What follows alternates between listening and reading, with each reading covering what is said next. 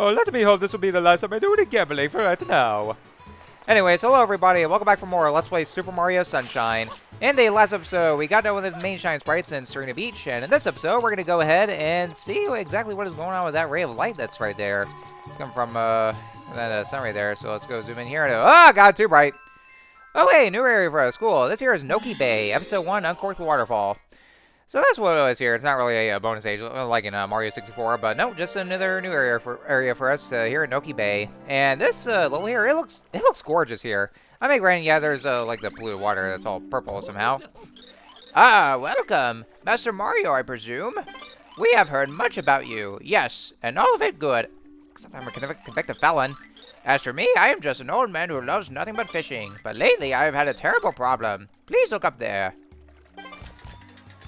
What is with that giant cork that just went inside? How was it able to get through like this much of terrain and on the those rock walls? Oh god, what a mess here! I don't know who did it, but someone corked our waterfall. This, no doubt, is why our lovely bay has become polluted, and I can't even fish. And so I ask for your help. Yank that cork. Please fulfill this old man's wish.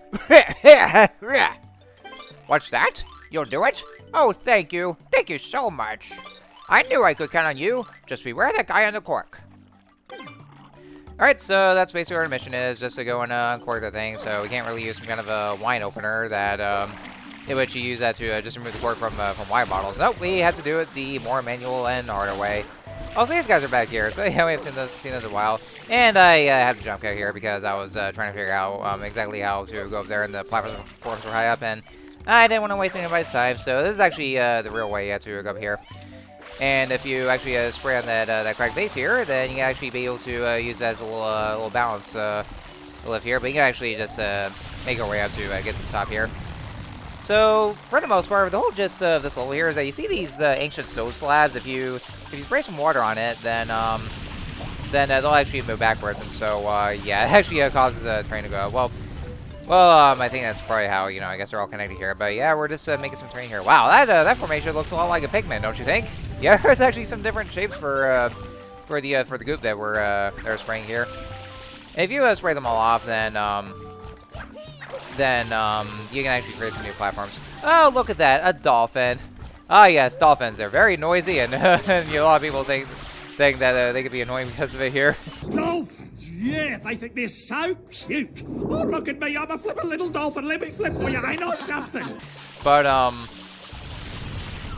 yeah, one thing I do want to say about the dolphin, it's actually a nice reference, and also, well, I say reference and all that. For one thing, if you actually did notice all the time that the shape of Isle Delfino itself actually does look like a dolphin, hence the name, or the name itself is actually meaningful because it's supposed to be Italian for dolphin. And not to mention, it's also a good little mythology gag here for the GameCube itself, because if you guys didn't notice already, the prototype name for the GameCube itself was the Dolphin. So that's what they went for. So it's a nice little reference here, a little mythology reference for the GameCube itself, for a nice little representation. And they would do the same thing as well, like with like as a matter of fact, they also do reference that kind of development cycle for like some of the titles, like for instance. If you actually, we did see this in my previous Let's Play of Banjo-Tooie, where, well, I'm not sure if we did see it, though, or we ever activated the dialogue, but Saberman, in Hellfire Peak, so when he's sleeping, then, he said that he wished he could ride on a dolphin, which is a reference to the then upcoming GameCube, and also in the secret ending of Donkey Kong 64, which you can only get if you do a 101% completion of the game. You'll see a portrait of the dolphin itself, which is actually supposed to be some kind of reference to, again, the GameCube reference for that was upcoming, and so I think there probably was supposed to be another Donkey Kong game for the GameCube though, but that whole idea got scrapped though because, well, I guess because of the whole thing with Microsoft and all that though. Unless you probably want to count some other Donkey Kong GameCube titles that were released, such as Donkey Konga, and then there's also a Donkey Kong Jungle Beat, which is probably the closest thing we would have to a Donkey Kong platformer on the GameCube. At least after Rare's or Microsoft's acquisition of Rare. So that's probably what I would say here. But yeah, it's a nice little reference there, a nice little Easter egg that I would say here, a good little representation. for the whole thing. Alright, so yeah, we've countered this Monty Mole before, and yeah. Yeah, he still goes inside the tank there, even though he gets hit, and there he goes. And Team Monty Mole's blasting off again. I was actually expecting a ding here. I'll go reference that, the kind of the whole Team Rocket blasting off, but they usually ends with the star that appears and they go blast out of the sky. That's what they always do every time they blast off in the anime. Is just seeing that star. So that's how it usually goes, and it just doesn't happen. So it's not a true blast off. That's just incomplete. All right, so next mission here, the boss of Tricky Ruins. So yeah, it says boss here. That means we have a boss fight. Well, it's kind of more like a mini boss, if anything, though. But the water pollution the water still isn't cleaned up though. Even though we're supposed to have we have the water with our end of the cork. Mario, thanks for all your help earlier. That was truly spectacular. Would you mind being my new teacher? I mean, never mind. My grandpa's up ahead, and he wants to tell you something. Oh, wow. Yeah, you actually do make the weirdest noise whenever I spoke to you. I forgot what kind of a gibberish it was here. And yes, watch out for the Silver Chiefs here, so... I haven't really tested... I can't exactly remember what the poison water does to you. I don't think it hurts you per se, though, but it probably wouldn't be a good idea to actually go into the polluted water here, so... Anyways, talk to you again. Excellent! Way to go, Mr. Mario! You have returned our waterfall to normal. Bravo! What's that? The ocean's still dirty. Strange. It looks like my theory was way off. Yeah. That's okay. I think I've got a lead on the real cause. Now, this may not seem like much of a reward, but I'm going to reveal to you one of Noki Bay's deepest secrets. Yeah, deepest secrets, but it's not so much of a secret now, since you're actually telling us that, so now we're going to know this here. This bay actually contains a tomb of an ancient Noki king. When you spray water on the wall paintings, a path usually opens. It's almost like magic, and one path leads to a hidden shine sprite. Honest, this is all true. Maybe. If you're actually doubting your own kind of theories here, then chances are that theory might not be true. All right, so yeah, like I said, whenever you spray on these stone slabs, then some pathways will appear, like some new platforms or some different pathways like these mazes here, like this vertical maze in which you have to constantly wall jump here. Very much akin to the that one vertical maze in Rainbow Ride from Mario 64. It's actually the same area where you go and collect those red coins. So that's what it's like that. I guess that kind of has a callback to that game. And I believe they actually do that again in Super Mario Galaxy 2, where there's that one Ancient Ruins Galaxy, where there's that vertical maze in which you just wall jump off of. I think that was what it was here, or as far as I remember correctly, though. I mean, I probably should remember this by now, though, because I actually, about like a few months ago, I actually did get to replay the Super Mario Galaxy duology. The one on the Nintendo Switch that was the re-release for the Nintendo Switch, which of course I actually got to play on my Nintendo Switch too. For a nice little game, better presentation. Because since getting my Nintendo Switch 2 and basically replacing my original Switch 1. Because that's kind of what I did there. Because since haven't been able to play all the games on there. So, anyways, oh look at that, Gooper Blooper's back. And I guess kind of trade as mini boss here. And you just won't give up, will you? I guess all the painful experiences that you had to go through, of literally ripping off the tentacles and also and outstretching the mouth of the cork.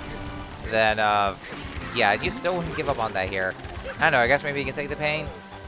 Well, maybe so though, because I'm pretty sure that cephalopods are able to if their tentacles do get ripped off, then they're able to grow them back.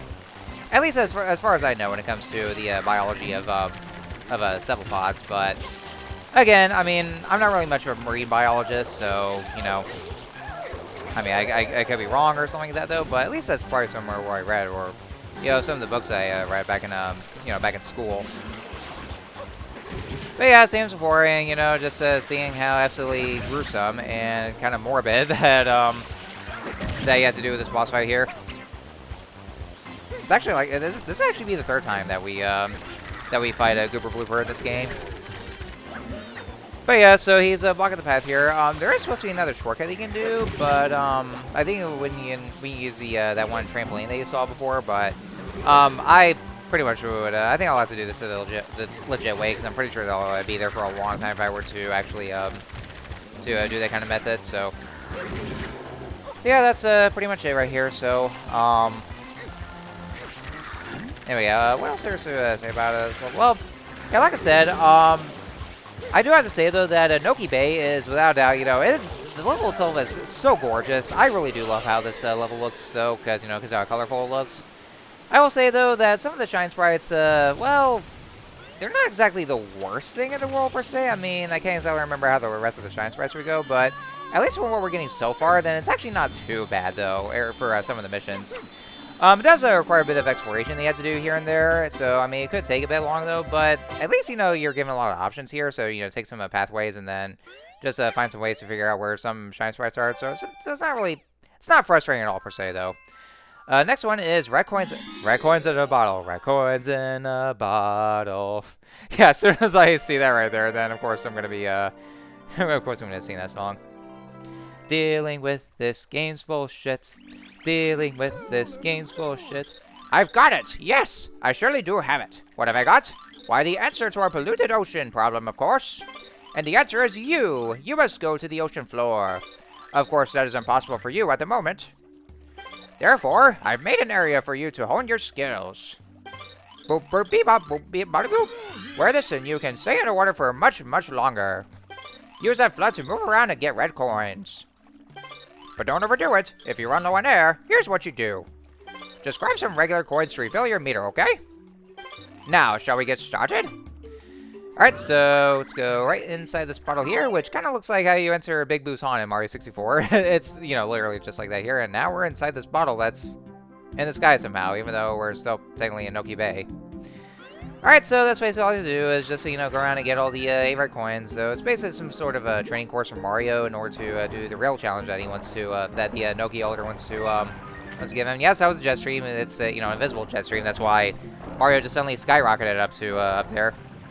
And so now that Mario has a helmet on when he's underwater, now you can actually be able to use, well, you're not really someone just swimming per se, though, but you're actually using Flood as the hover nozzle as a jetpack to actually get some better height distance for underwater.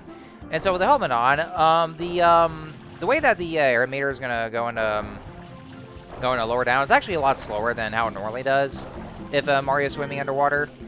It does still run. It does start to run low though, so you want to make sure to get some coins. I don't exactly know how getting a coin actually would refill would help Mario to breathe though. I mean, what are those coins made of? Do they have some sort of magic properties in them?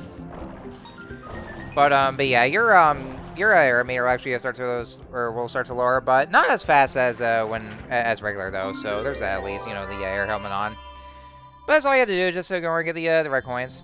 And by the way, folks, roll a fun fact: if you actually equip the camera inside of those stone slabs here, there is supposed to be a hidden book that's in there as well. I guess that's a little Easter egg. I think it's supposed to be some kind of thing for this game, but it's actually a scrap here. But they actually have this left over in there. I didn't get to show it off in this playthrough because I didn't want to waste too much time. Didn't want to risk dying either. But yeah, but if you actually just click through the camera, then you'll just see it in there. So yeah, there's that hidden book. So at least I can actually show off the picture of it here. So anyway, so next up is the Eely Mouth Dentist. Eel? Did you say eel? Oh god, you better not mean the eel here. You better not here. Oh, Mario, you're finally setting out for the ocean's bottom. Grandpa's waiting for you up top. Oh, don't forget to wear this. You can use this rope as a shortcut to reach Grandpa. Alright, cool. Now we can actually use this rope here. Although we still have to climb to the top, though. So I mean, at least that's at least that'll actually be a short way. But just having to climb to the top here. But thankfully, there's no goop to actually get in our way this time. So anyway, yeah, this is also another thing I didn't get to talk about, the Nokis. So yeah, aside from the Piantas, the other NPCs we have are the Nokis themselves, though.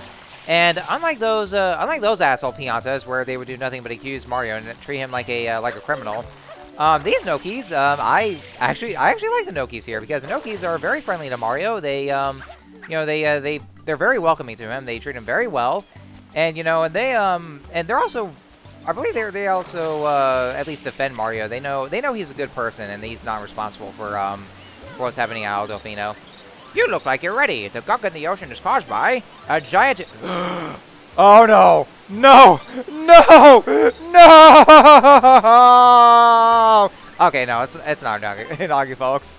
Don't worry, he's actually friendly though. He's not to either eat me and make me and actually just make me turn on the console and just run away and cry in a corner, like I did. Well, maybe it wasn't so much the deal itself though. It was actually that motherfucking piano and Big Boo's haunt that made me turn off the console and got me traumatized. You know, just got me scared shitless. So anyway, no doubt about it. Now, gather your courage and dive.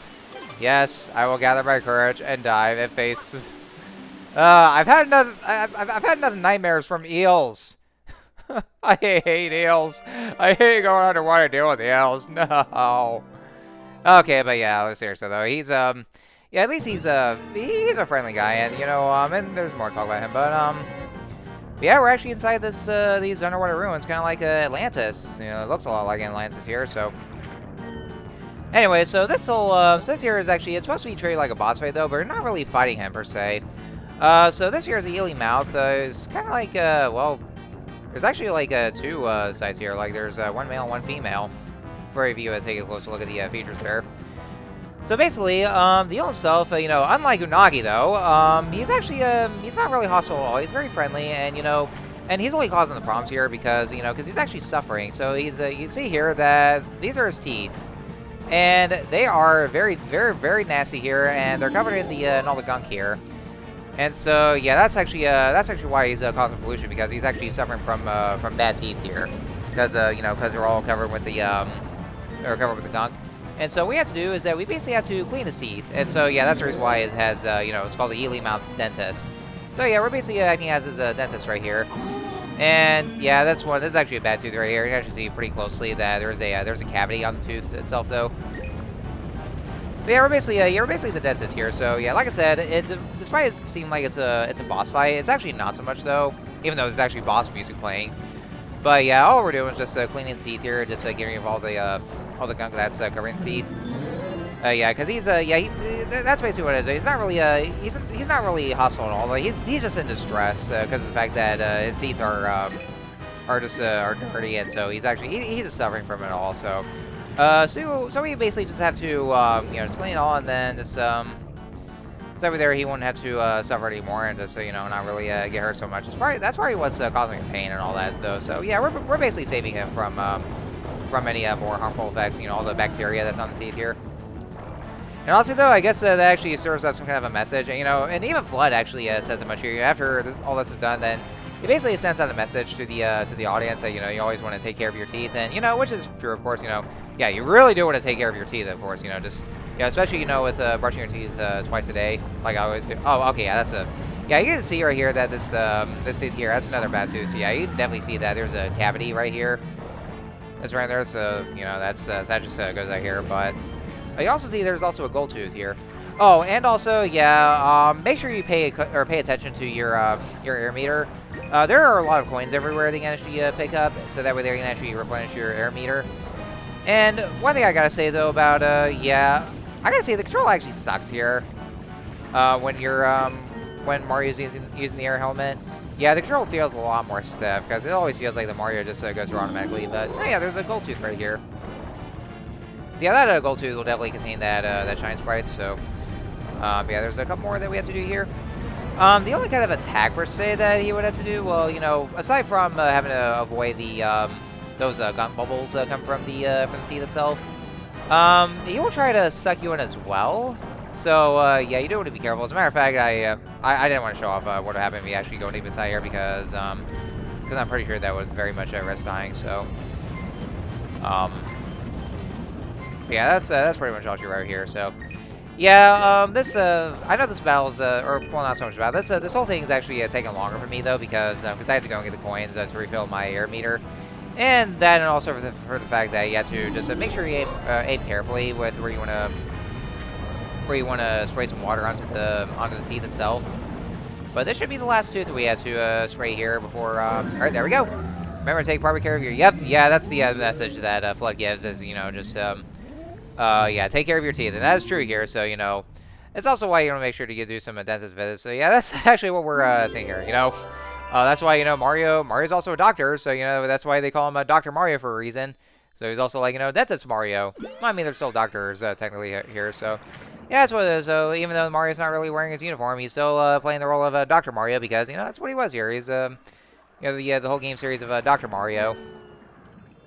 And, he also has other positions, too, besides being a plumber as well. Like, let's see here. He was also, let's see. I think it was also, like, I guess a carpenter? I think that's what he originally was supposed to be, a carpenter. What else here? He was also, can't think of other positions here. Also a toy maker in the Mario vs. Donkey Kong games. Yeah, that's all I can think of here. Oh yeah, guess what, folks? As you actually just now noticed, once you actually collect to 60 shine sprites, and yeah, we have 60 shine sprites now, so that means we're actually only halfway there in terms of shine sprites, because there are 120 shine sprites in total. So, like, have 120 and 60, so, yeah, we're just halfway there. And also, for what you just noticed, yep, there's no more darkness around Isle Delfino. It's all brightened up again. So, yeah, now we have fully restored all the light that is here in Delfino Plaza. So, yeah, we got all the brightness back. And so, now that we have that back on, if you talk to this guy here, yeah, this is actually where he'll now give you the his own shade. And so, when Mario puts on the sunglasses here, the screen will go and start getting darker. So, it's actually because one of the main complaints about Sunshine is how, because of the game's brightness, because this game itself is very bright. Definitely one of the brighter Mario games, and so some of the people that couldn't handle it wouldn't really pretty much get this game flagged for that. So yeah, that's actually what the sunglasses are for, just to kind of darken the screen. So that way there, it actually gives these people an easier time though, but. None of that really matters to me, though, because actually I can just still play the game just fine, even with this game's vast brightness there is here, but yeah, that's actually, what happens. You get 60 shine sprites, and then, now we fully restore brightness to Delfino Plaza again, so cool. Anyways, next time on Let's Play Super Mario Sunshine, we're going to go ahead and get back to Noki Bay and do the other missions here. So until then, I'll see you guys later.